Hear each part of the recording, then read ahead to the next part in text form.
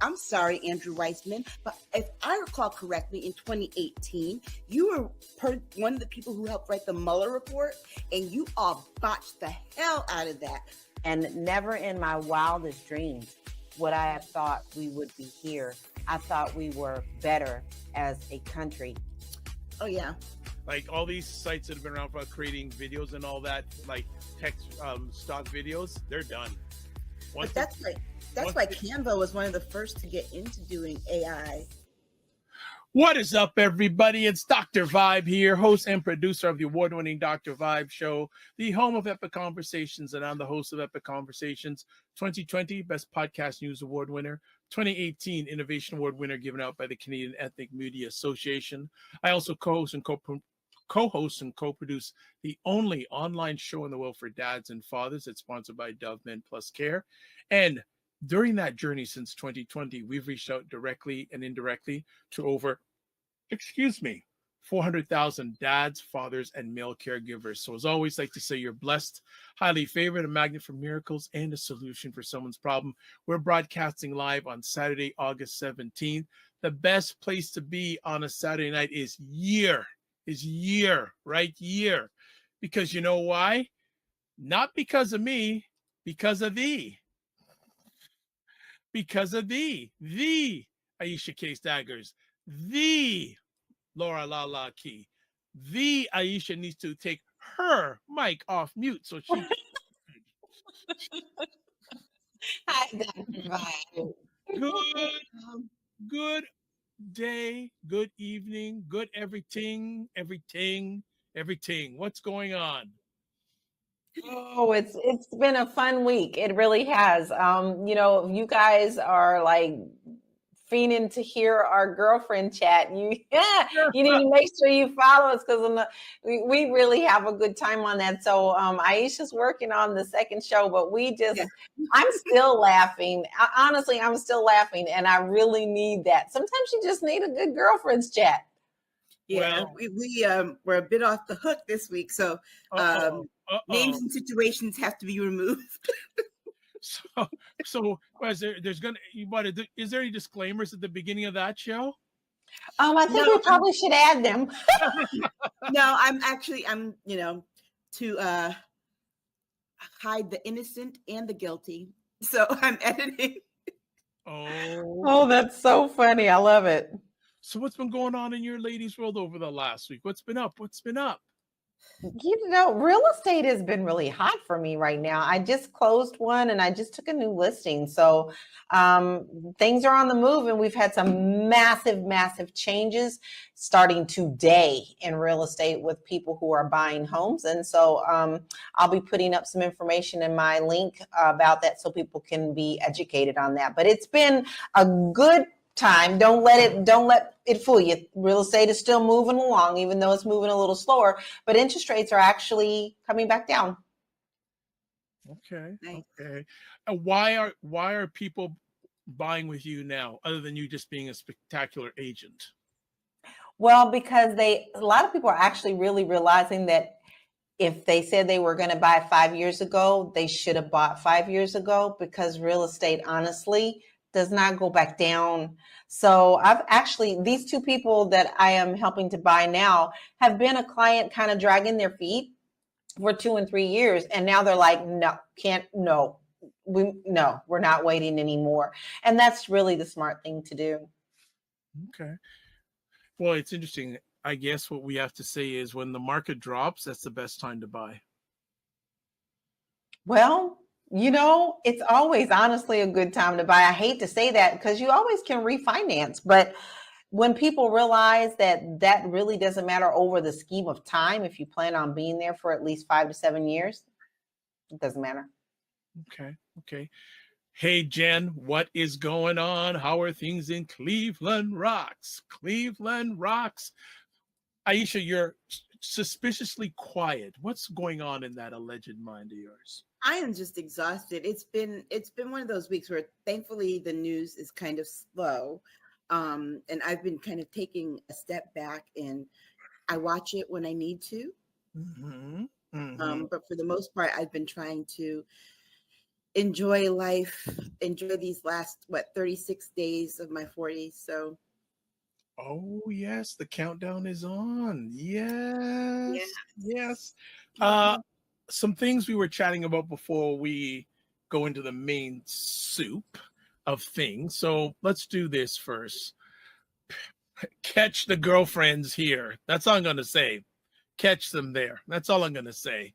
Yeah, I'm gonna put it on Discord too. So But yes, Primetime Saturday store is there's a link there. It's already in the comment section on all the places you're watching this on repeat, sorry. And also the Discord group. Email me dr.vibe at the drvibeshow.com. I want to bring up something after we do this, and also you can watch on Indie Soup Media, which is powered by Dr. Tachi out of Fort Lauderdale, Florida. Over 30, about 40 now independent content creators, and in 6 months, 17,000 YouTube subscribers and growing. I we're want to gonna have bring to up. find out what the new Roku channel is, because on my Roku it's saying that the channel moved. No, So it is. It's off right now. okay. It's not on Roku now. Okay. Long story short, the company that's supposed to help her with that is not being good. She said she's gonna pull it back. Okay. She's gonna pull it back for a while. Jen says Cleveland is fine today. Thunderstorms today. Yes, we've had them in Toronto on and off all day long, like downpours of thunderstorms in Toronto today. So you got it, we got it. That's good. I want to chat about two quick things before we get into Maine. First things first, actually, there was a recent survey done in Toronto showing mental health challenges of those people in their 20s is at an all-time high. Yeah, I'm not Yeah. surprised, and I'll say this as someone who has a graduate degree in clinical psychology, and I did do mental health therapy my first year out of graduate school. I'm not surprised. And I think a lot of that has to do with the way that young people are connecting. When you connect through your phone, it's very isolating. So just their connection, their primary connections are through social media, are through apps and text and things like that. And that can be very isolating. I find like all my friends live out of state, which is a challenge for me, but I still had that foundation in my 20s of hanging out with people in person. If I wanted to connect with my friends, we were in person all the time, and, going to sit with people at kitchen tables and just having, watching movies together and doing things together. And young people in their 20s, I have a daughter that's in her 20s. They Yeah. don't do they don't get to do that often. I don't want to necessarily say the world is more dangerous. I think it's probably more dangerous because people have more access to you at any time. But my daughter and I were talking about this yesterday in the car, and I was just like, I'm thankful that, in my 20s, having people have access to me all the time now on my phone is annoying. I'm sorry. Frankly, it's annoying. And that's why there are times when I just don't answer the phone. I don't respond to text messages because I don't want to be bothered that way. And then because people now, and I guess on their end too, get very annoyed and upset when you don't respond immediately. And it's, you have the phone and the access to do that. I remember being in my 20s and having to actually either I went to go see my parents or I called them when I got a chance to call them, but they weren't constantly, waiting for me to catch up with them. My friends, same thing with my friends. It's like my friends knew that it wasn't me ignoring them. It was me living life. And the fear of being away from their phones is so great because that's their only connection to people their own age.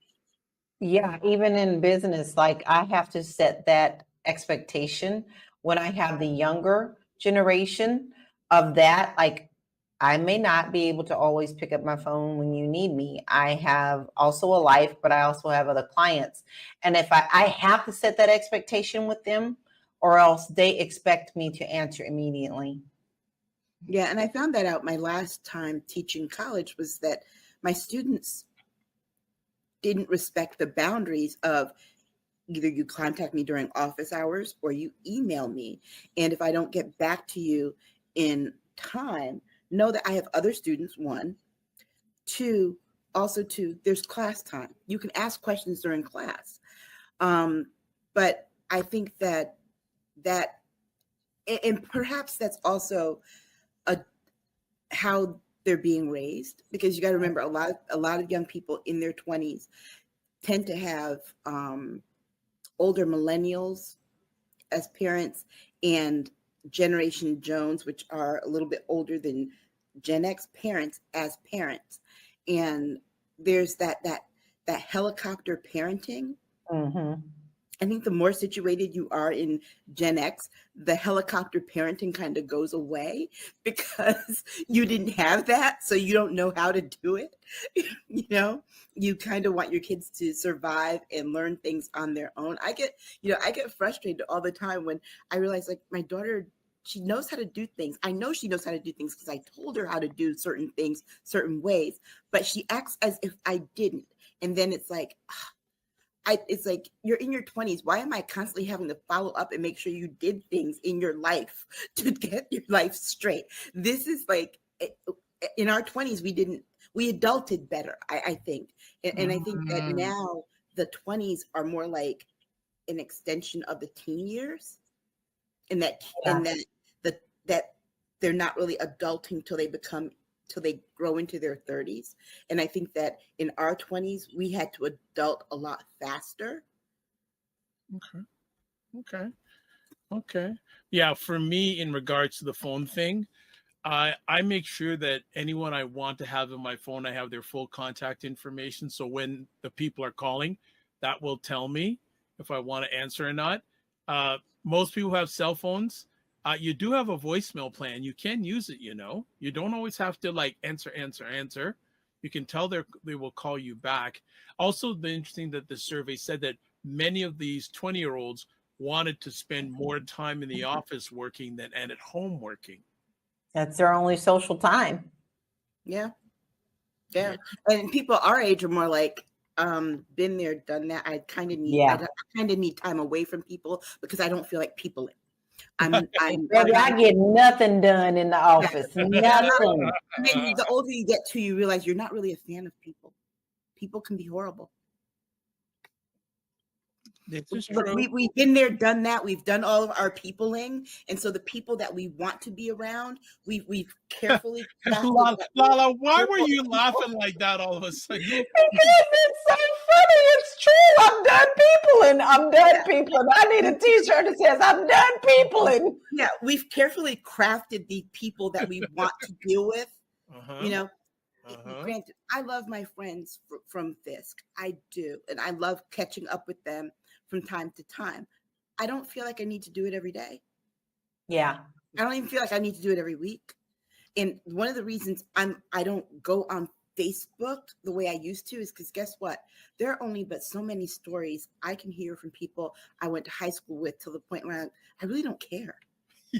I don't really care what's going on in your life. Not because I'm being a cold human being. It's that I didn't really care when we were in high school. Why do I care now, 36 days away from turning 50? Straight shooting Aisha K tonight. No play. Listen, I actually got family members still talking about stuff that happened in the 70s, and that's a little bit too much. I don't want to keep having those conversations over and over. Are you kidding me? No. Wow. Still mad about it, still festering on it. Listen, I'm not trying to fester that long. You need to just get over it and move on. I think that's the only reason I'm off of Facebook too, is because, my family, particularly my father's side of the family, is really, really, really, really, really, really big, to the point that we've almost repopulated the United States on our own. And it's like, it's too much, too many people to keep up with. LaLa, cousins, I don't even know their kids' names. I think Aisha K should be on another show. You think? I'm just gonna leave it at that. I'm just gonna cousins whose kids I don't even know their names. Okay, and I'm okay with that. And I'm like, I know so and so has kids. Are you auditioning to be on another show or something? Um, I think both you know what I mean by that, especially Lala knows what I mean by that. So that's quite interesting. All right. Look who's in the house. Fitness IQ Cam. What is going on? The lady that never answers her phone anymore because she's just so busy. Maybe she practices what we said at the beginning, or she selectively answers her phone. and you know what else too about the phone thing? Yeah. Dating is trash. I am Oh tired of it. no, here we I am so go. sick of it. That's the other reason why I'm like, Oh no. Oh gosh. I'm sticking with my honey bunny. Thank you. I I dodged a huge bullet by not getting married because the people that I've tried the dating apps, and I don't understand why every man that approaches me is in his 80s, an old white man in his 80s, and gets mad if I don't respond. And I'm kind of like, you're not my type. Didn't you read what my type was? And then I have to stay away from my type because those are the ones that always get me in trouble in the first place. So, I mean, dating is trash. I'm happiest right now being single and not being bothered. It's too much energy. Okay. But you know what? Joking aside, I'm hearing that from a number of melanated women. I'm hearing that from a number of melanated single women. It's exhausting. Men are exhausting. I'm sorry. Okay, hold on a second now. Hold on now. Not you, Dr. Vibe, but the men that are out there in the dating pool. There's males and men. Can we make that decision? Very much so. Okay, Yeah. thank you. All right, just wanted to make sure I didn't want to get thrown into that happy sack. Thank you very much. Dr. Tachi's in the house. What is up? The leader of Indie Social Media. Fitness IQ Cam says LOL and also says golly. And she goes, make sure that you know all their last names. Look, I don't even bother learning their first names, okay? It's like. Okay. And Jen is giving clapping emojis to Aisha. And when somebody tries to get you to remember something that happened in 1966 and you weren't even here, Lord of mercy. there's a problem. Okay. Fitness IQ Camp says in his 80s. Wild. This guy literally asked me, do you remember in 1973 when I said I wasn't even here? My mother was even pregnant with me in 1973. Of Lala's face right now. It's so priceless. Ooh. My mother wasn't even pregnant with me in 1973. I was born in 1974. She was pregnant in 1974. You're asking me to remember something where I wasn't even a thought. Say no. Thank you. Please, I think my parents barely wanted to live together at that point. Okay. Fitness IQ Camp says dating is something that is what? Finish the sentence. Trash. Okay. And Dr. Tachi has the laugh emoji up on the screen. All right. Let's do something. Let's change the energy by taking a quick break before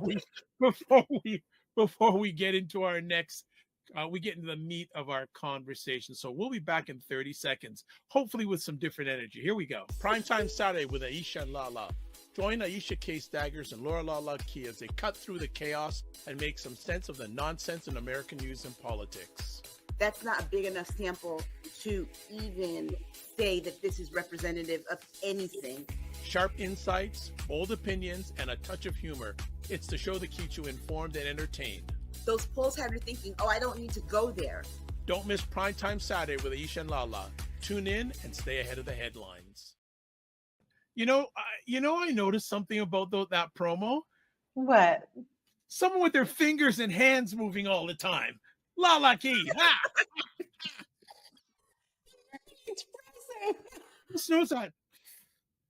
I don't feel like playing that again. And people watch LaLa.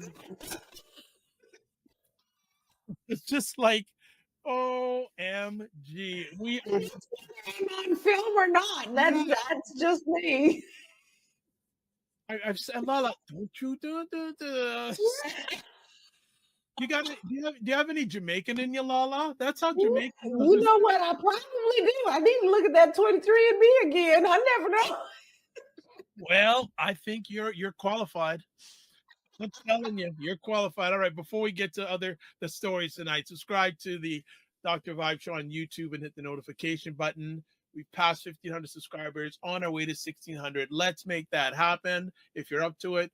And follow the Dr. Vibe Show on Facebook, LinkedIn, and Instagram. And to advertise your business, product, or service on the platform or any of the platforms I'm part of, email me, dr.vibe at the drvibeshow.com. So we're going to jump from what madness to other madness. First story today. Media compares this year's DNC to 1968 DNC in Chicago. But is this correct? Better comparison. No. Oh, okay, I'm done. Go ahead, Aisha. Absolutely not. Now, because yesterday I was driving. Yesterday I took notes, right? Yesterday. Okay, hold on. Are you going to conceive or something, Lala? I'm going. You got cramps or something?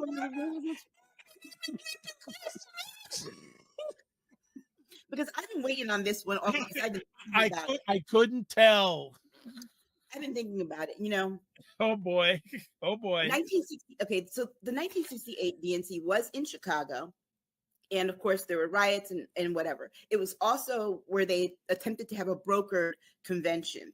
So the media is trying to compare it to this way because they're trying to steer a narrative, but they're looking at the shiny object and not looking at the actual true comparison. 60 years ago, 1964 was Freedom Summer. Okay. And what we're looking at right now with Kamala Harris, people keep making the comparison between Kamala Harris and Shirley Chisholm because she was from 1972, because she was the first Black woman on a major party ticket. That's not even the right comparison. The right comparison is between Fannie Lou Hamer and Kamala Harris. And there are a lot of reasons why. Because first of all, Fannie Lou Hamer was the leader of the Mississippi Freedom Democratic Party. And if you don't know what that is the Democratic Party that Black people were primarily a part of in Mississippi, because Mississippi Democrats at the time were still Dixiecrats. They were still the racists who were in charge. And so Kamala Harris now is the de facto leader of the Democratic Party as the nominee. And so Fannie Lou Hamer gave this speech in 1964, and that's the famous speech where she said she was sick and tired of being sick and tired because they did not want to seat the Mississippi Freedom Democratic Party, kind of the way that there were people when they got rid of Joe Biden did not want to seat Kamala Harris as the nominee of the party. They wanted to skip over her. So there's that comparison. But then there are some other policy positions that are very much the same. So for example, Fannie Lou Hamer was a farmer.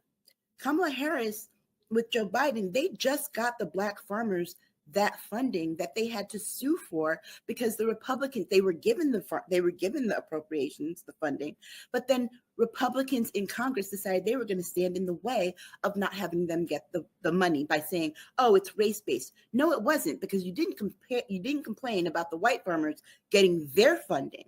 It was only the Black farmers getting their funding because it should have been equitable. Fannie Lou Hamer was a voting rights activist. Well, Kamala Harris co-sponsored the John Lewis Voting Rights Act, and this getting that codified is one of her campaign promises. Fannie Lou Hamer experienced brutality at the hands of police. Well, Kamala Harris also co-sponsored the George Floyd Policing Act and wants to get that passed in her term as president. Fannie Lou Hamer, if you didn't know, was involuntarily sterilized, did not know that she was. And reproductive rights, not just abortion, but reproductive rights, being able to make those decisions about your body yourself, is a focus of the Harris campaign. And then there are other things too. The Mississippi Freedom Democratic Party, one of the reasons that they couldn't get seated or get the respect that they deserve was that they didn't have the coalitions of support that Harris now has. She's got vast coalitions of support. And that has a lot to do with not just the times, but if Fannie Lou Hamer hadn't gotten that attention at the 1964 convention, Lyndon B. Johnson also would never have signed the legislation that he did in the years after. Fannie Lou Hamer died in poverty, but she left this mark on history as one of very few Black women leaders in Mississippi who gets recognized for her work. And Kamala Harris is also getting that kind of recognition as a woman leader in the Democratic Party, first Black, first Indian vice president, and she'll be the first woman. She's the first woman vice president, but she'll also be the first woman of all those categories to become president if she should win. And then, of course, like I said, 1964 was Freedom Summer, and Kamala Harris's campaign is all about freedom. Freedom is something that she talks about all the time. She uses the Beyonce song Freedom as her campaign song. And so there are those kinds of things. And then also, too, she had a number of detractors in 1964, right? And Kamala Harris, her two detractors are the people running against her, Trump and Vance, but also the people in their party who continuously disrespect her by calling her out of her name and showing her the kind of disrespect that Fannie Lou Hamer was also shown. So there's also the plan. They had a plan going forward in the early part of the Southern strategy in 1964, which is akin to Project 2025. So the media it's short-sighted on their part to focus just on 1968 when the comparisons to 1964 are much stronger. There are far more, and 1968 is all doom and gloom. 1964, that there's a direct line between what happened then with the DNC and what Kamala Harris is trying to do now with her campaign. Anything I to don't have anything else to add. Aisha has done a whole dissertation, and I have thoroughly been educated. Oh, So, okay, yes. So are you saying this message has been endorsed by the LaLa campaign? yes, the woke campaign, The because woke we campaign. understand. So then I have some questions for you, Aisha. Then why Mm-hmm. is the media making this, trying to make this comparison? Well, you got to remember, it's going back to what we're going to talk about later in terms of them wanting to center themselves in Kamala Harris's narrative. But again, we're talking about corporate media. Mainstream media is corporate media. There is no ifs, ands, or buts about it. And right now we're at the tail end, I think, of this era of not just doom and gloom, but people constantly having something to complain about all the time. I was actually recently asked to submit a resume to a media outlet to be an entertainment reporter. So I went to go look at what they concentrate on, what they focus on. And I'm looking at it and I'm like, all you write about is how horrible people are. And it's like, it's very limited. But I realize that they do that because the conflict is what media is looking for right now. They're looking for conflict. They're looking for stories of conflict. They're not looking for nuance. They're not looking to educate people. They're looking for conflict because conflict gets likes, views, hits, whatever. That's where the money comes from. That's where they get paid from.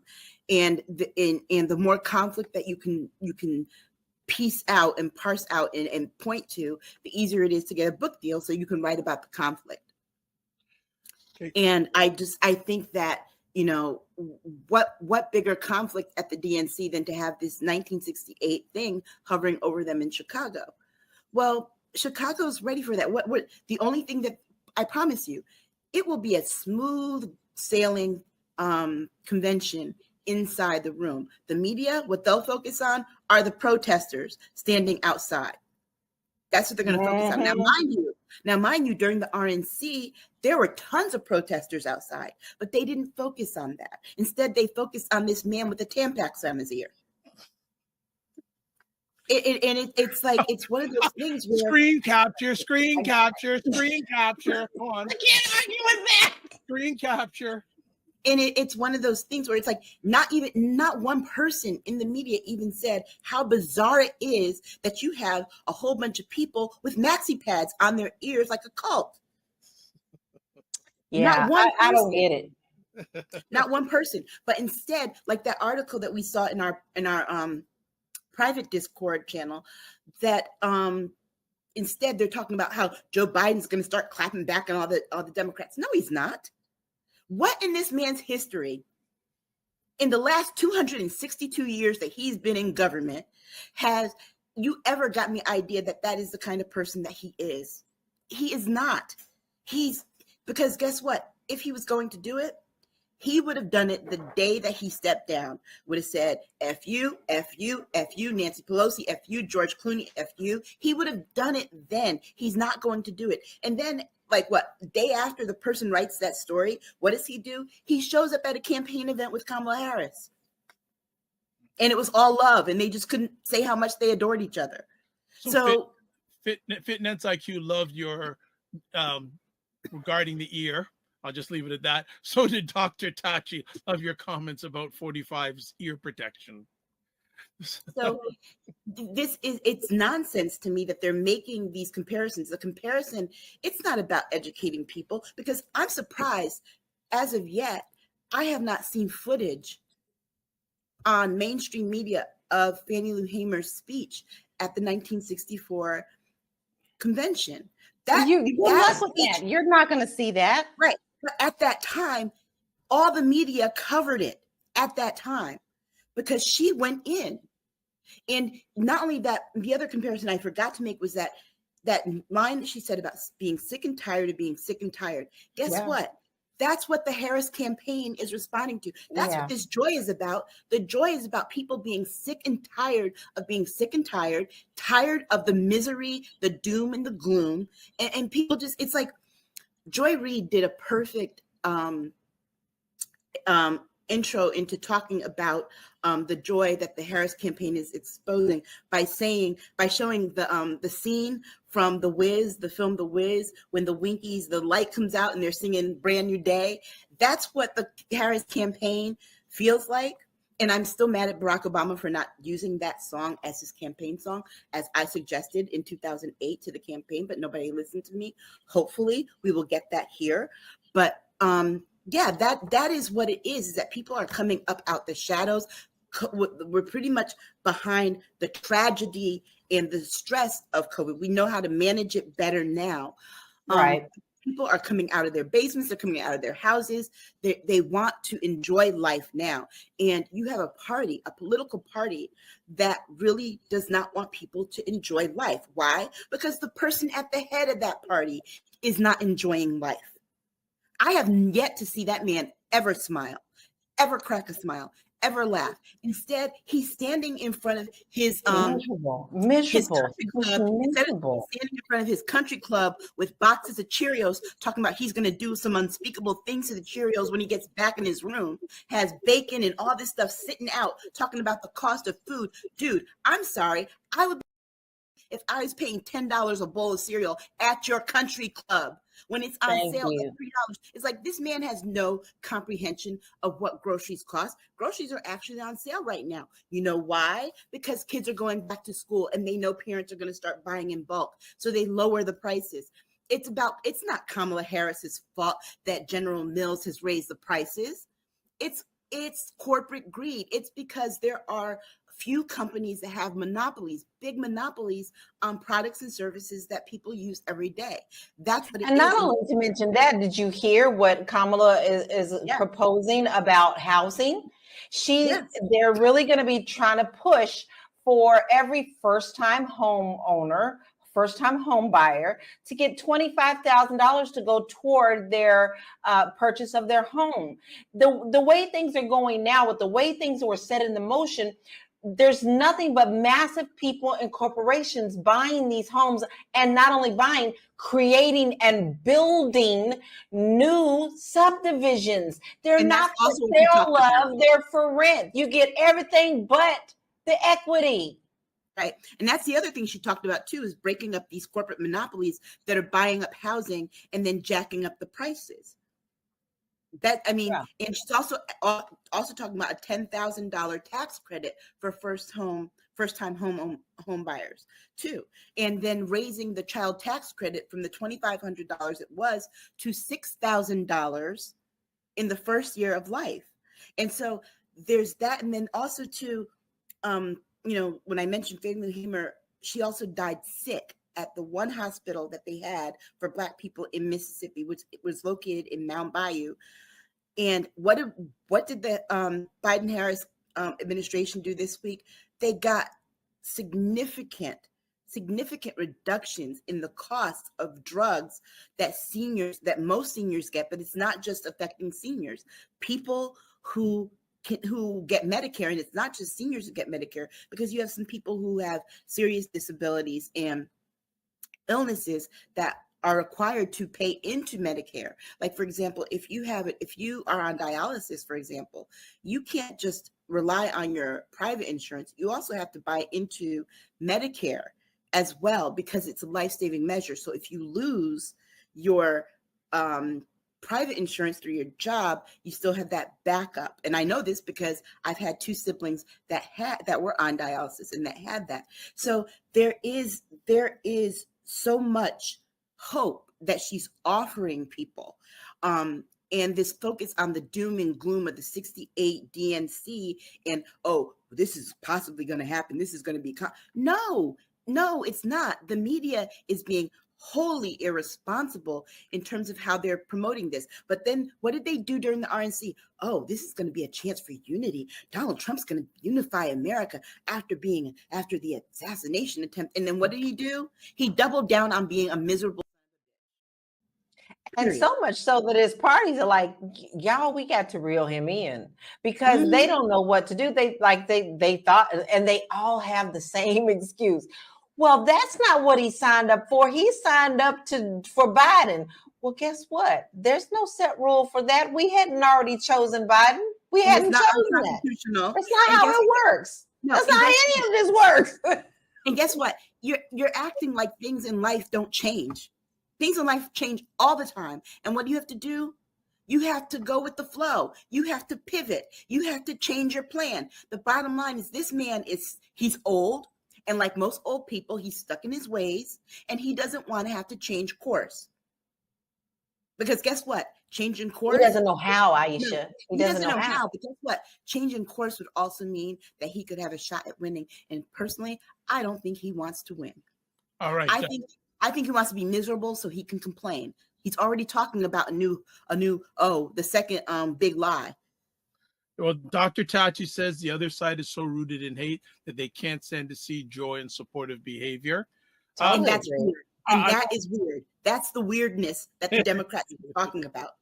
It is weird to not want to. It's like, dude, don't you see your grandchildren and get happy? But no, he was sitting there with his grandchild sitting next to him at the RNC. So what are you ladies looking for in the convention that's coming up next week? Are any things you're looking for specifically to see or viewed during the convention?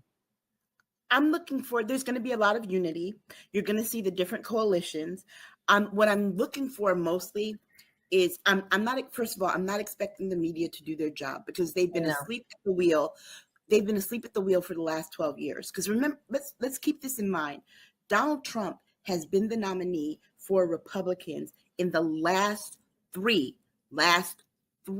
presidential campaigns. Okay? 3. That's 12 years. Okay? That were going on, that he would have been running. And so we're at this point right now where the only thing that I'm looking forward to seeing is for the pictures, the images to show this is what America actually looks like. Not that RNC convention where every face in the audience was pasty and white. Okay? Diversity. Mostly male. I'm looking to see what America actually looks like in this. And you know that something's happening when you have evangelicals for Harris having their own conference call. Okay, yeah. They did that the other day. And so there is this sea change. And I think that that's what you're going to see mostly when you see this convention. You're going to see the sea change. You're going to see that, hey, this is what America looks like. most people in America are happy. Well, or at least trying to be happy, at least trying to enjoy life. They have families. They're proud of their families. They want to be able to go outside and touch grass. Okay. They Right. want to be able to, go to the beach with their family, have a barbecue or a picnic and just chill and not have to be constantly worried and concerned about being miserable. Today on the highway, driving my daughter to work, I saw the most miserable van. It was a business van. Mhm. And you know what it had on the back? It had Mel Gibson in, I forgot whatever that movie, it was Braveheart or whatever, where he's got his face painted white and blue, red, white, and they added a red stripe to it and wrote freedom across it. And I'm like, oh, look at that MAGA van. Because Yeah. clearly it was. And then I looked at the guy who was in the van with his MAGA hat on. Yeah. And I'm like, wow, this is what it is. And let's be very clear. We are in the F around and find out season right now. A lot of these people who support Donald Trump, they should have learned the lesson already that you can't do what he does in regular society and not get to you. Listen, they're acting like this is some game. You know how everybody goes to the football game and they have those tailgate parties. This is exactly what it reminds me of. That, I mean, they could care less. Their team is their team, and their team is their team. It doesn't matter if the team sucks. They're still going to be the team of ridiculousness. And I'm starting to see the division in some people who actually surprised me in my family. Like this week, we were speaking about something politically, and I was told that some person in our family claims that the Democratic Party now is only basing their whole running thing off of abortion, and I think that's a lie. That's not a lie. This is the whole platform is not just centered around women's reproductive rights. It's around rights, period, as an American. That's just a part of that. And it concerns me because some people who claim, who are claiming that it's a religious thing, they're not really seeing the whole thing. Because honestly, if you really look at it, and I'm not trying to get all biblical on y'all guys, but I'm going to tell you right now, the Jesus that I know hung out with the thieves and the tax collectors and the adulteresses, stopped somebody from stoning people, and asked people, he who without guilt cast the first stone. So get out of other people's businesses and start worrying about what you're doing in your life to make your life better, and stop worrying about somebody trying to tell you what's right and wrong. You got to know what's right and wrong in your heart of hearts. That's when I have to ask you, which Jesus you know? Because I don't know that Jesus that you know. And you just cannot, some things I just can't fathom, but that's the point. Our whole life is not centered around freaking politics. There is life going on. There is laughter. There is joy. But if you continue to let all this drive you into a separation point where you're just arguing with people just because somebody looks different than you, then this is not the point of the whole thing. You need to go back and check yourself from the very beginning of your heart, and not just politics in itself. Yeah, and I think people are forgetting the things that make or made them happy. This is one of the things why this whole turning 50 thing for me has been, and I plan on spending the next 12 months doing this, but revisiting things that made me happy in the first 50 years of my life, right? Revisiting those things and making those connections, and just I have a stack of magazines from the 1980s that I collected that are print centered, and I've been going back and reading them and remembering, like, oh yeah, I remember this kind, and then reading just articles, that all the articles in the magazine, just like, oh yeah, and you remember different things and things that made you happy, and this has been about me getting back in touch with that, because if you just sit and watch cable news all day, it's easy to forget that there are other things going on in the world, in your life, because you got to remember the people that make cable news, that's their job to be focused on that stuff all day. They get paid for it. You don't. That's You only right. have one life to live, right? You don't get paid for that. So if that's not your job, why are you focused on it like it is? Mm-hmm. Your job is to go live your best life. And living your best life isn't just sitting in front of the TV all day, listening to angry people argue about nonsense. And I'll be honest, let me tell you something. You know what I did this week? I went to the library. Mm-hmm. I went to the library. I was like, there's a book I want to read. I'm not sure I want to buy it. Let me go see if they have it at my library. I went and got it out the library. And you know what I've been doing? I've been taking time out to just sit and read the book, turn everything else off, turn the phone off, and just sit and read the book. Because guess what? If I didn't, I would have forgotten how much I love writing, but I would have forgotten how much I love reading. And I've always loved reading and books before there was a cell phone, before you could go to streaming and watch the videos and movies and things that you wanted to watch. I sit and read books all the time. And I think that might also be a reason why, from our earlier conversation about young people in their 20s feeling so depressed, is that they are so focused and engaged in what's going on. Like life is going to go by, that they might miss something if they turn off their phones, if they go away from social media. That, guess what? Sometimes there are things that you are going to miss, and it's not necessarily bad. We come from a generation where, guess what? You did miss things. And guess what happened when you missed them? You were okay, one. And two, you just missed them. You didn't always know that you missed them until afterwards, but you knew you couldn't go back and get it. So and you didn't die. And you didn't It was a reason why it was fun. Like every year, it came out, certain shows would only come on like, at Christmas, or even Gone with the Wind, and or the Wizard of Oz. The Wiz and the Wizard of Oz would only come on once a year. If you missed it, you missed it. But you didn't die. You knew you'd have to wait another year before DVDs came out. But there is life, and if there's anything that I have learned in this last year and a half since losing my sisters, is I can choose to sit back and still live a life of worry and dread and upset, or I can choose to do the things that make me happy. And hence, even though we do talk politically, I'm still very active with that. I know when to put it down. My guitar, Camille, her name is Camille, is sitting over here in the corner, and every day I get up and play this at least 10 minutes a day. Am I good? No, but it makes me happy. So you have to choose happy. Yeah. You know what I do? You know what I do mostly with my phone more than anything? I play games. Look, I play games, and not only just any games.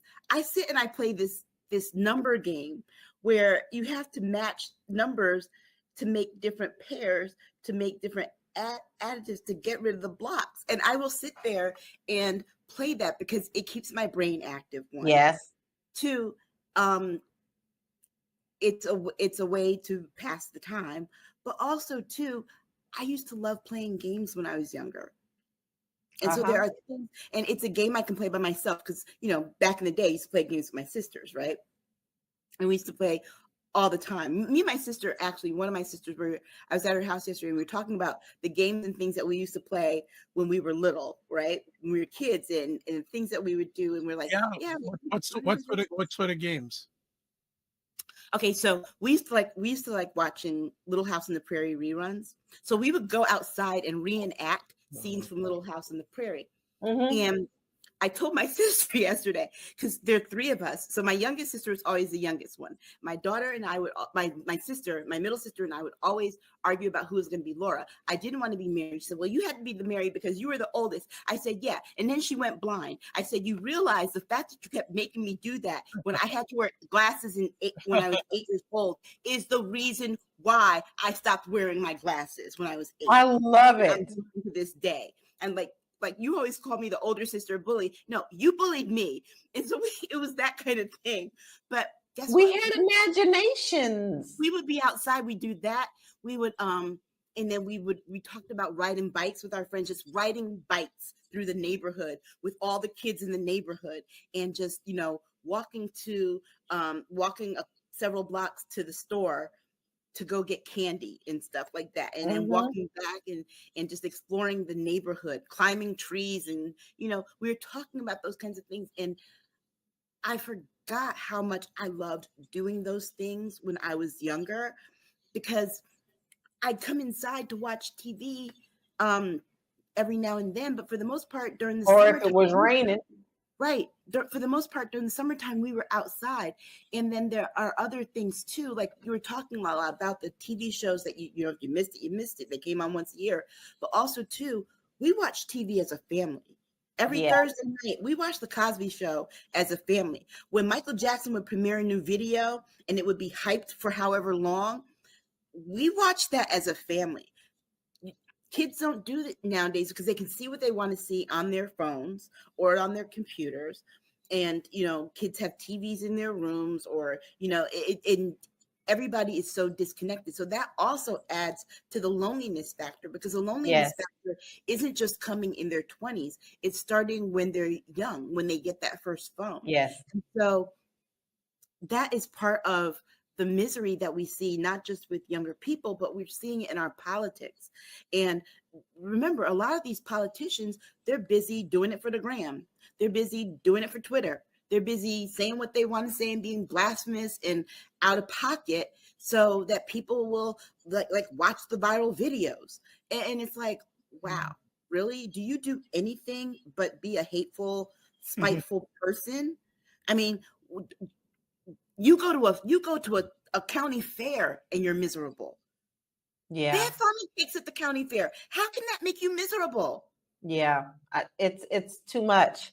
It's too much. But here's, to me, the rainbow of it. I mean, honestly, you clearly see in this election the doom and gloom side, and you clearly see a rainbow on the other side. It's so refreshing finally to see this and to see people at least smiling again. You know, you could debate me on anything, but all I'm seeing is attacks, not debates. That's telling me exactly who you are. We knew that before, but never has it been so clear as now, as you know, Vice President Kamala is there and taking the helm of what this is. You want to hear something that tickled me so this week? I cracked up laughing. You know how you get news things on your phone?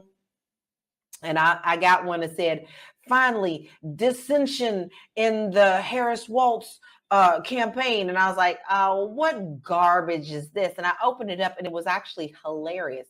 And it was him and Kamala standing there, and he's like, and so he's trying to explain to her how he's cooking something, right? And he's White like, man taco. Yeah, right. And he's like, and I do this and that. She said, what seasonings do you use? And he said, none. And she goes, oh, that was the problem. Okay, that was a joke, you know? So it was fun to watch that. It made me laugh. You know, all this running up on people's vice presidential planes and calling people the C word. That is the honey, that is the word that will make me crawl out of my skin. And they have called her that so many times that you start thinking, is that the only word that you know? That shows just how miserable and how unprepared and unqualified you are to run our country. Yeah. And you know what you said about the thing about that piece? He was talking about how he makes white man tacos. Basically, he said it's just meat, cheese, and a tortilla. And then she asked him about the seasonings, right? Because tacos are supposed to have seasoning. Do you know on Twitter, white men got in their feelings for him saying that. They're like, well, white men mostly eat those extreme hot things are mostly white men eat them. I'm like, speak for this country, maybe. Because if you go to the rest of the world, there are much hotter things than hot honey sauce. Okay, much hotter. And people, but that's what they worried about. They were worried about that. So then they tried to justify what a white man's taco was. And they're like, no, it's putting all the taco stuff in a Doritos bag and shaking it up. It's really called a walking taco. You were offended by the fact that he says his palate is bland? Well, I'd rather have a bland palate than somebody loving on the couch. But, hey, I wouldn't want that rumor hanging around my head. Guess who else has to eat their tacos that way? This person here with the ulcer. Okay? So I'm like, what do you... Now, Yeah, mind you, I do everything use is some mild miserable. seasonings. I do use some mild seasonings, but I season my meat. All right. Let's take another break and we'll get into some more conversation pieces. Aisha K is real fired up tonight. She is really fired up tonight. But you know what? That's a great thing. So when we come back from our break, what are we going to put up next? All right. We come back from the break. We're going to talk about Project 2025 updates. Mm. Do you know what that is? Well, if Mm. you don't, in 30 seconds, you're going to find it out. Here we go. Primetime Saturday with Aisha LaLa. Join Aisha K. Staggers and Laura LaLa Key as they cut through the chaos and make some sense of the nonsense in American news and politics. People are expecting Obama-level eloquence out of a man who's always talked like this. Sharp insights, bold opinions, and a touch of humor. It's the show that keeps you informed and entertained. There's no way that Trump is going to debate her. Don't miss Primetime Saturday with Aisha and LaLa. Tune in and stay ahead of the headlines. All right, we're back. Primetime. By the way, I still stand by that. I will be surprised if the man shows up. I may make him show up, but I still stand by that. You do. I do. He'll show up. I don't think so. I think he's gonna find some excuse, or hopefully they'll give him prison time before then. Da, da, da, da, da, da, da. Well, no, because remember, speaking of which, 8 days after is when he's supposed to get sentenced, right? So he asked the judge, can we delay the sentencing until after the election? And Judge Merchan said, no. All right, before we get to our next conversation piece. Oh boy. Some comments. Fitness IQ Cam says, a few months ago I played solitaire with a deck of cards. And she says, and forgot how lovely it was. Yeah, I was playing dominoes with a deck of cards. Real regular dominoes, yeah. All right. Minnie on Cam, good to see you. Says, my grandma always watched Anne Green Gables. Anne of Green Gables, so did we. Mm-hmm. Yeah. But then she says, Fitness IQ Cam, my ex-boyfriend stole my deck of cards. And then she says, Minnie says, Days of Our Lives in Jamaica was an event. And Dr. Tati says, I remember that. And Minnie says, meat is supposed to have seasoning. I saw the comment you put, Aisha, in the comments. Mm-hmm. And Fitness IQ Cam says, LOL. Minnie says, if someone doesn't know how to use salt, pepper, onion powder, garlic powder, and paprika, I will run away from them. Man, gotta have some kind of flavor. And Fitness IQ Cam goes, facts, Minnie on Cam. Oh my gosh. And Fitness IQ Cam says, it's the basics of everything I cook. And Aisha said, Mike Pence uses no seasonings. Actually, I don't think he eats anything that isn't white. Okay. Let's milk, cream cheese, cottage cheese, plain yogurt, white meat, chicken breast, unseasoned, on a white plate with a white napkin, a white plastic fork, and a tall glass of white milk. She's got it all planned. Let's go to Project 2025 updates. Please go ahead, ladies. What's new on the 2025 update front? Y'all, these secret tapes that are all coming out that are, you notice how we spoke about this. We were very clear about this a couple of weeks ago, how all of a sudden they want to try to distance themselves from the 2025 project, right? Well, no, somebody's doing the Lord's work and putting out all these tapes of them showing and saying exactly what they're doing. And not only that, there is proof showing that Donald Trump is all up in this milkshake. Okay, so And they can't deny it because these were all true tapes. They're not AI. Now I could tell AI because that's going to be the first thing that people are going to say. But these are actual training tapes of them saying what they're going to do, what they're looking for someone in the recruiting area, and how they're going to implement. This is more than just the written word. This is how you go to get a job at McDonald's and they show you how to make a Big Mac. This is that. This is that. And if you have not seen them, they're all over the internet. All you have to do is just go into Dr. Google and say, hey, I need to see all these secret tapes for 2025. And every last one of them will come up. Y'all, this is deep. And I told you it was deeply rooted. And I told y'all not to close your eyes because they're trying their best to distance it now. It doesn't matter that man stepped down from the top. He done his job. Yep. So they just made it look like that, oh no, this is not happening, baby. This is marching forward. Mm-hmm. And this shows you how much they don't want people to look at that. Again, Project 2025 it's the truth, and they're trying to put some shiny objects out there, like Kamala Harris's race, right? Don't look at this, look at that. Right. And the thing of it is that the guy who is the head of the Heritage Foundation, who was supposed to have his book that J.D. Vance wrote the foreword for, yes, told the publisher to delay the publication of the book. Why? Because he didn't want that out there, because he was told by the Republicans, if this comes out with J.D. Vance's foreword, we're going to lose the election. It's all about that. But those tapes are one of those things in those tapes that I saw was the lady talking about how they have been interviewing people to take over the civilian jobs. Yes. They plan on firing the 63,000 civil servants who work for the federal government. And that's the plan. And that they've already interviewed people and have promised people jobs. Let me tell you, this is how scared they are and how they know they are losing. Robert F. Kennedy Jr. Yes, he did. Kamala Harris campaign to see if he could get a job in her administration while he's supposedly running for president, and said he was going to support Trump. Even he sees the writing on the wall. Okay. Even that back in his let's let that sink in for me. Let that sink in for just a minute. How sick and disgusting is that you are running for president?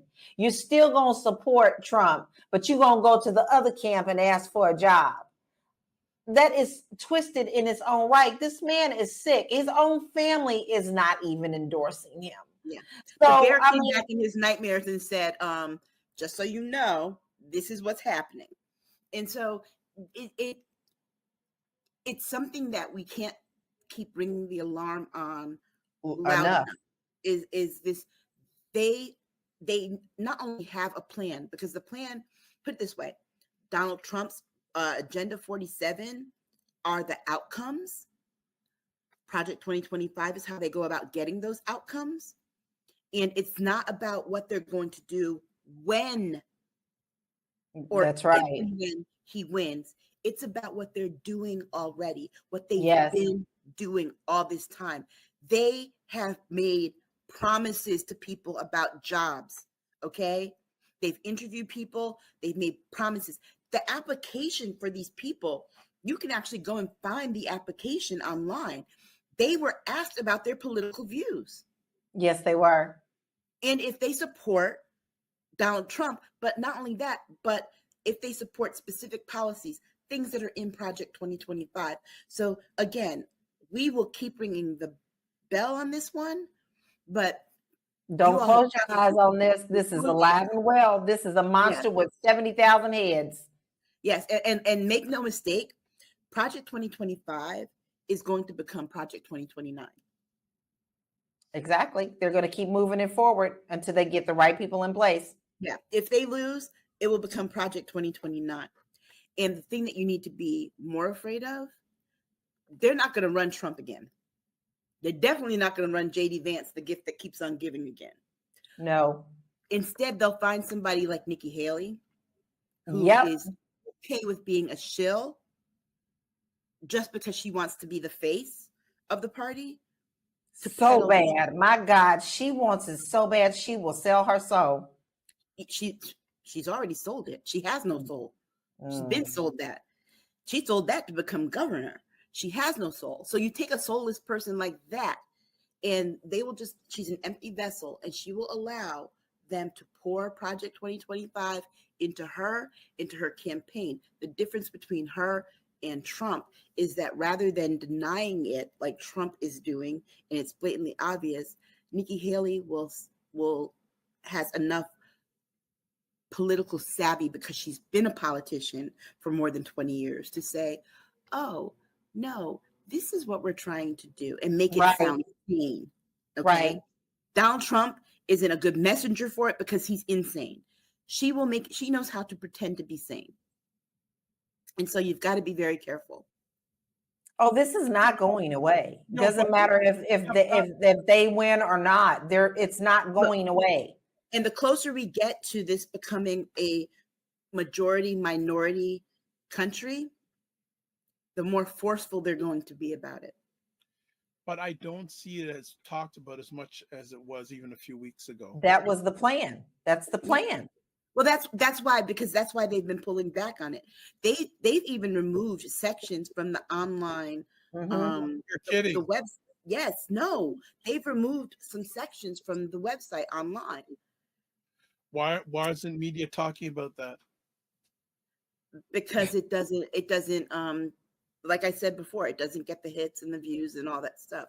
And not only that, but it goes back to this thing about access that we're going to talk about with Kamala Harris. If they talk about it, they will not have access to Donald Trump. Okay. All right. Well, since you mentioned it, let's talk about it. Media struggles to define and craft a narrative around the Harris campaign that centers them. Okay, so from the first debate up until Kamala Harris became the nominee, the media took the whole thing and they changed the narrative around Joe Biden.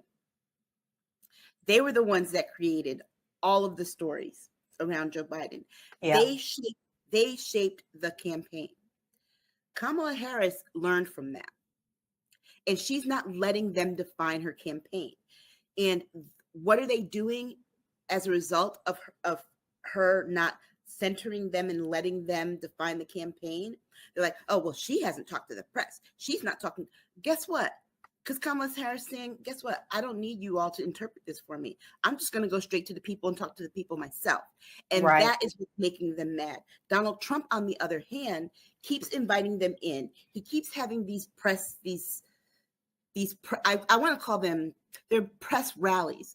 It's where he rallies the press to sit and listen to him as he spews a bunch of lies unchecked, and then tells them how much they're trash to their faces. And they sit there and they take it. And they Why? take it. I don't understand. Because he's inviting them in. Kamala Harris is inviting, she's like, oh yeah, you can come to my event, but you're not going to get in between me talking to the people. Donald Trump needs the media to carry his message forward, because guess what? He doesn't know how to talk to people.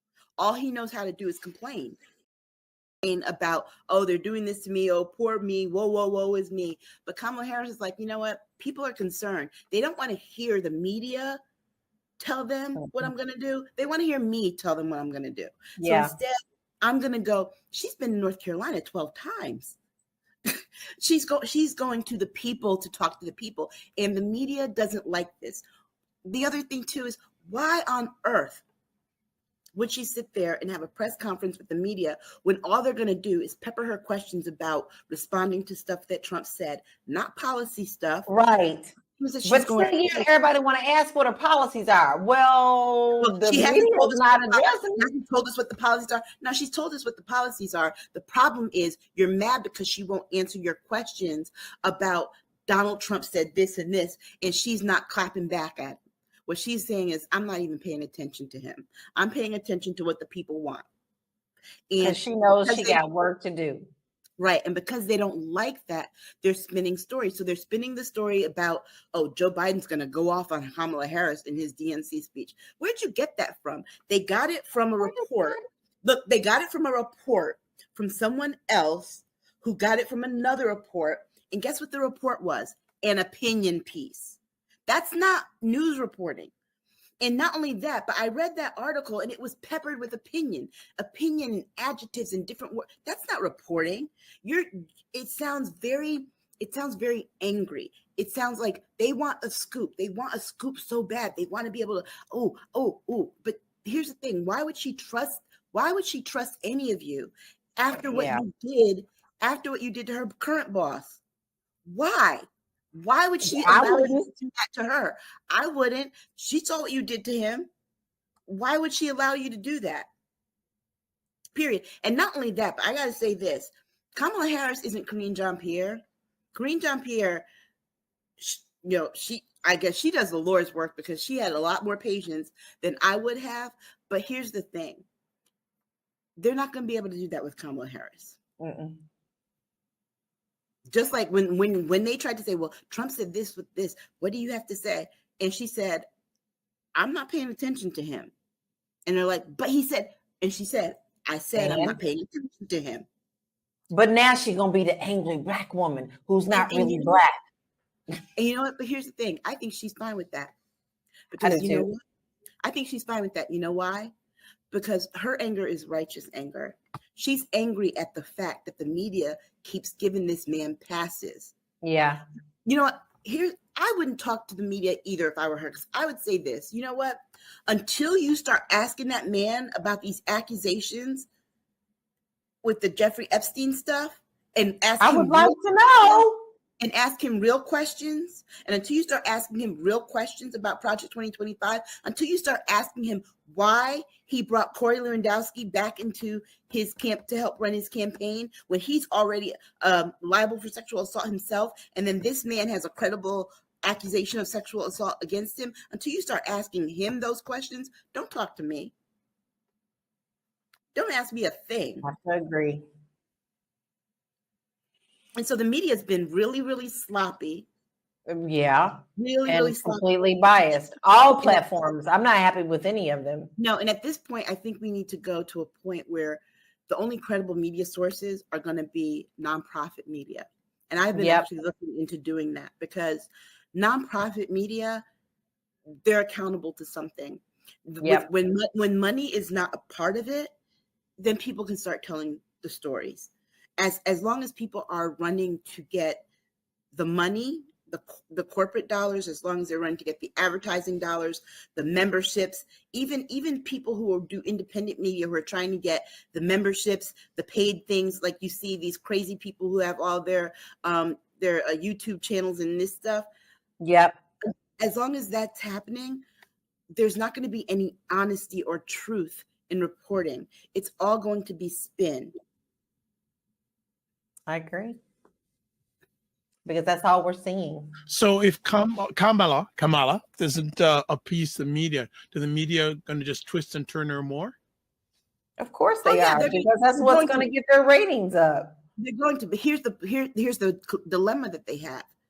The people that support her aren't buying it because they're experiencing it for themselves. So the media can tell one thing, but when we're seeing and experiencing something else, the thing of it is this: they can say what they want, but as long as these coalitions keep having these calls where people are getting on and sharing and talking, the media can try and say, well, this is what happened in this call. Well, guess what? You can go and listen to the call yourself. You don't have to be a member of one of the groups in that call to sit and listen. Right. Everybody's invited, and they keep saying it. Everybody's invited. Just know your place, know when to speak, and know when it's about you and when it's not about you, and sit and listen. I sat and listened on some of these things and have heard just, people sharing why they are supporting her, why they are voting for her. And the media can't tell me anything that I didn't see and hear with my own eyes. Because guess what? They've been trying. Think of it this way. The Republican Party has been sitting in the last 3 years trying to tell us that we did not see what we saw on January 6th, to the point that they've convinced some people on that side that they didn't see what they saw. Yeah. And that isn't just the Trump campaign. It's not just the Republicans. The media has been going along with it. Okay. The media has been going along with it. And so I say, the more people experience her campaign for herself, and she's providing enough opportunities for people to experience it themselves, not just with her rallies, but through these different calls and things, and the way that people are getting on the ground and doing the work. As long as they can experience for themselves, guess what? The media is useless in this sphere, and she knows that. And that is why she has not, she'll do it. She'll do something. She'll sit and do something with some media. But guess what? At this point, she needs to know who she can trust. Yeah. She doesn't want or need softball questions, but she needs honest questions. She needs questions from someone who's asking a fair question, the same question that they would ask the other guy. Because don't come to her asking him questions after you just did a softball interview with him. Don't ask her the hard questions that you couldn't ask him. It's a competition. It's between two people. Both people should have to answer the same questions. And I'm hoping that ABC gets it right during this debate if he shows up. Don't do what CNN did and give him the easy questions and give her the hard questions. Don't do that. Ask them both the same question and expect an answer. And if somebody lies, call out the lie. Period. I'm still with that one guy who suggested how easy it is to do that. Roll the side tape that is that's so easy, y'all. So easy. All this stuff, just roll it on the side. You know, I feel like they're going to force him to come to this debate, but if he's going to do everything he can to weasel out of it. This is why I'm kind of like, if he does show up, he'll call foul and leave early or something like that, because that's his MO. But you know what? I don't want to. I really want. I'm pretty much demanding that we have fact checking on everything, because he just lies about everything. And hey, if Kamala says something wrong too, fact check her. Exactly. But guess what? That's not the debate we want to see anyway. The debate I want to see is between J.D. Vance and Tim Walz, because they have agreed to one on October 1st. October. And the first question that J.D. Vance should be asked about is why he said what he said about Tim Walz's military service. Yeah. Not only that, but guess what? It should go even further, because even the Trump in the Trump-Harris debate, that should be the question too. Because Donald Trump, did you hear him the other day when he said that the Presidential Medal of Freedom is higher than the Congressional Medal of Freedom? Yes. I heard about that. He knows nothing. He's the stupidest man on earth. Because he gave it to some wealthy, rich person's wife who has done absolutely nothing but shop at Saks Fifth Avenue all day. That's what he gave her the award for? Oh, because she spent money at Trump Tower? Yeah. Dr. Tachi says that's going to be interesting. I think both debates are going to be interesting. I think she referred to when you said about the vice presidential debate. Should be interesting. So definitely. You did mention J.D. Vance, so let's make it the less conversation piece. J.D. Vance says the role of menopausal women is to raise their grandchildren. Not only did he say that he said that about his mother-in-law, but not only that, but he allowed the guy who was asking him the question to say, well, that's the benefit of having an Indian mother-in-law. What? Yes. You mean, you sat there while this racist makes this comment about your mother-in-law when you've got half Indian kids, and then to say that the job of menopausal women is to raise their grandchildren. Your mother-in-law is a whole professor. She took a sabbatical to help. And she wasn't helping to raise the grandchildren. She was helping her daughter who just gave birth. And beyond that, let me tell you something. My mother, she was there as a grandmother, but my mother had things to do. She had a life. She's retired now, and guess what? She still has a life. Okay? I plan to be around for my grandchildren if I have them, but I got things to do. Okay, I just want to interject because I'll actually put up an article where this was mentioned. So let's put this up on the, and I see we got a comment also. So let me get the article up too. So let's get the article. Okay, so article, J.D. Vance agreed that the quote, whole purpose of postmenopausal female, unquote, is to help raise grandkids. In a 2022 interview, the Republican vice presidential candidate recalled that his mother-in-law took a sabbatical from her job as a biology professor to help care for his son. Just in this article, in an episode of the Portal podcast released in 2020, April 2020, Vance, who recently selected as former vice president, 45's running mate, spoke about how his wife, Usha Vance's mother, came to live with her family, and after one of his children was born. And Republican vice presidential candidate said that having a grandparent around the house made him a son, quote, his son, a much better human being. And he says, quote, that's the whole purpose of the postmenopausal female in theory. And he said, yes.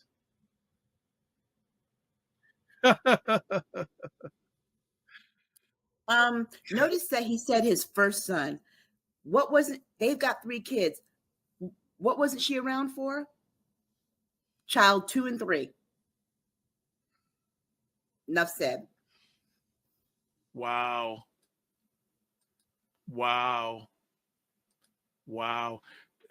Okay. I think LaLa froze. Yeah, she did. That's an interesting freeze. I'll take her off screen for a second. Minnie on Cam says this: do they know how many women are not having children, making their mothers upset?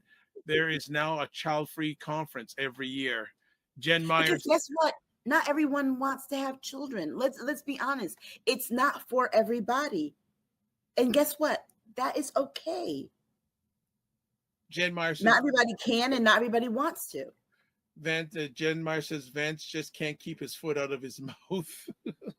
No, he keeps making it worse. And at this point, look, if Donald Trump, if he could take being wrong, which he can't, he would probably get another VP at this point, but he can't stand anything looking like he made the wrong decision or did something different or did something wrong or incorrect or made a mistake. So he's going to keep running with this loser. So you got a double losing ticket, 2 losers on a ticket. Trump already lost several elections, and JD Vance is just a loser at life. And so you've got 2 losers on this ticket, and it's like you at least need to have one sane person so that they can kind of counter the other person or act as a buffer. There's no buffer. That's bone on bone right there, just grinding. Bone on bone. and they're mucking up the whole thing. Well, it does look like 45 is talking more about issues because his supporters saying, he's got to talk more about the economy. But he did say last week, I have the right to insult her. Right, but guess what? When he went to talk about the economy, he talks about interest rates. Well, the interest rates went down, but he's talking about them going up. He's not he is so disconnected from reality that even when he thinks he's talking about policy, they told him in his donors, $1 million, $1 billion donors told him in a private meeting, and this was reported, hey, focus on issues, focus on her policies. And he said, nah, I am who I am. Yeah. Basically, I'm not doing that. That's basically what he said. And so I think at this point, what we're looking at is common sense and nonsense. Common sense versus nonsense. That is the choice that Americans have. Do you want more of the nonsense or do you want common sense? Period. That is a choice that you have in this election. Common sense and joy or nonsense and misery.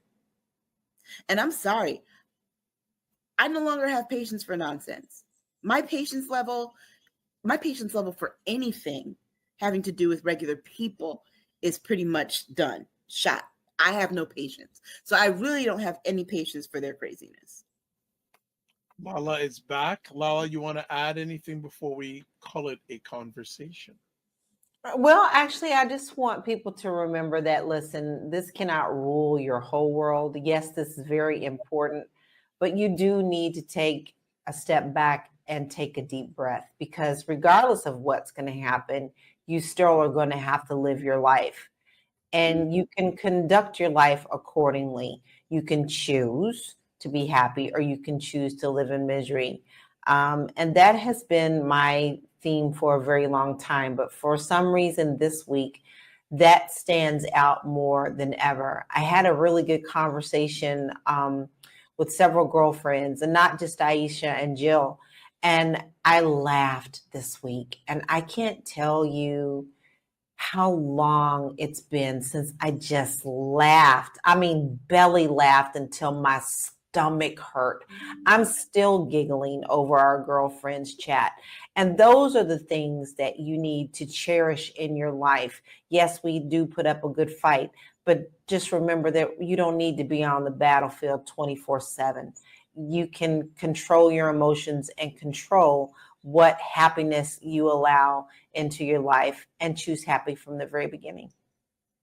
Yeah. Protect your peace, touch grass, be joyful. Those are my 3 pieces of advice going into the new week. Protect your peace, touch grass, and be joyful. I like that. That's a nice close to another epic conversation. So as always, ladies, we want to say thank you for taking the time to drop the knowledge bombs, the comedy, the dating advice in our conversations. I've given up.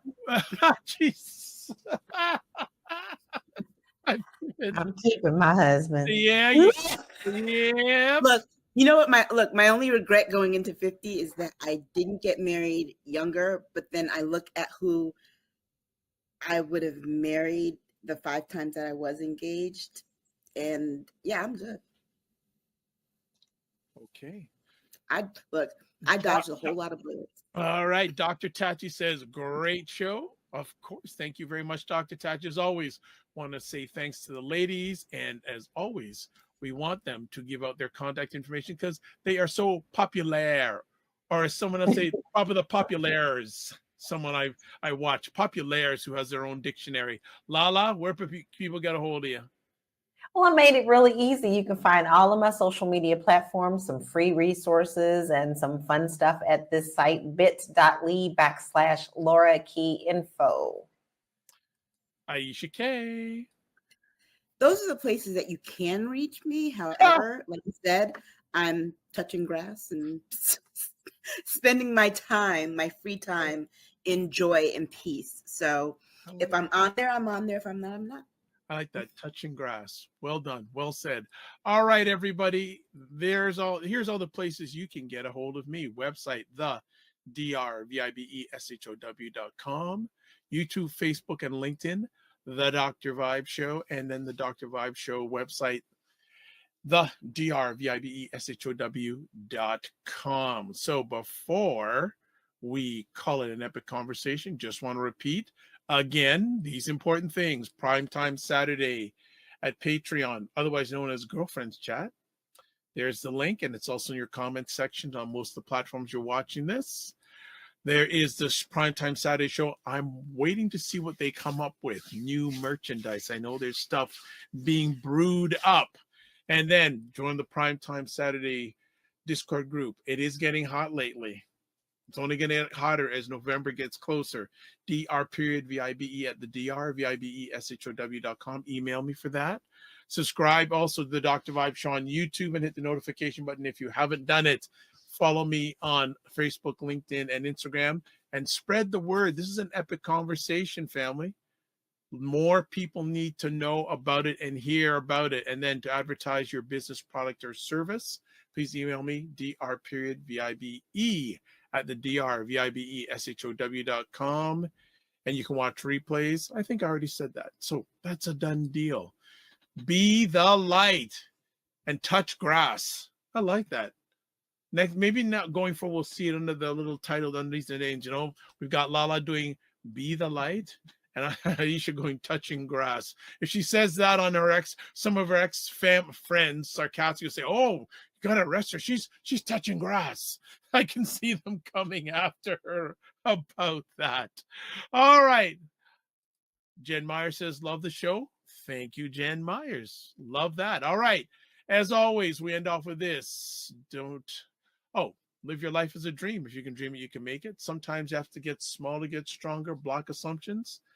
Aim bigger, aim better, aim higher, aim wider. Love, faith, and respect. And don't just manage your time, manage your energy. Remember to give yourselves grace. We'll catch you on the flip side. And mark down September 10th on your calendars. Why? Well, not only is it debate night between 45 and Ms. Harris, but Aisha's going to be there. Lala's going to be there. Jill Jones is going to be there. Does anyone want to join us? I have to follow up with Ryan Knight. He proposed the idea. Got to make sure and see if he proposed that. And also, it was yesterday, my good co-host on the Morning Vibe, Ryan Knight, him and his wife celebrated their 15th wedding anniversary yesterday. And they've known each other for 22 years, 15th wedding anniversary. So I want to say thank you and congratulations, Ryan. And Sheraton, you are a great people to know, and you are great for so many people. So God bless. Peace to you all. Keep the faith, walk good, and we will see you soon.